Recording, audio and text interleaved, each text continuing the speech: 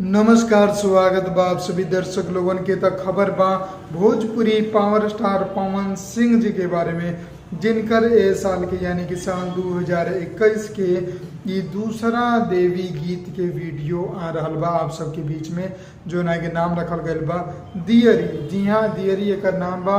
World wide records Bhojpuri YouTube channel खातिर काल रात के ही वीडियो गाना के शूटिंग भय रहे और बिहान सुबह आप लोगन के ई गाना सुने के मिल जाए। जी हाँ, सुने के कहा देखे के मिल जाए, क्या है कि डायरेक्ट वीडियो सॉन्ग आ रहा बा, जोना के पवन सिंह जी के साथे प्रियंका सिंह गौले बाड़ी और ई गाना के लिखले बड़े प्रिंस प्रियादर्शी और मृत्युंजय मधुकर। गाना के म्यूजिक दिले बड़े प्रियांशु सिंह और world wide records Bhojpuri YouTube company के मालिक रत्नाकर कुमार जी ई गाना के निर्माता बड़े। बाकी आप लोग जानते बानी कि डायरेक्टर बड़े रवि पंडित जी, और वीडियो में आप लोगन के उनका साथे नीलम गिरी जी दिखाई दिए, जो कि वर्ल्ड वाइड के लगभग सभी वीडियो गाना में रहेली। जी हाँ, जितना भी एल्बम वीडियो गाना रहेला सब में नीलम गिरी जी ही रहेली।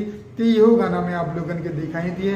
तो बहुत ही भक्तिमय ये वीडियो आ रहा बा दियरी, जो कि आप लोगन के बिहान सुबह सुबह वर्ल्ड वाइड रिकॉर्ड्स पर सुने के मिली, देखे के मिली। तो देखा प्यार देम, आशीर्वाद देम और बताएं आप लोगन के गाना और ये पोस्टर कैसा लागल बा। कब तक खातिर चैनल के सब्सक्राइब करके बेल आइकन दबा दी। हम मिलम आप लोगन के अगला वीडियो में। तब तक खातिर जय हिंद, जय भोजपुरी, प्रणाम।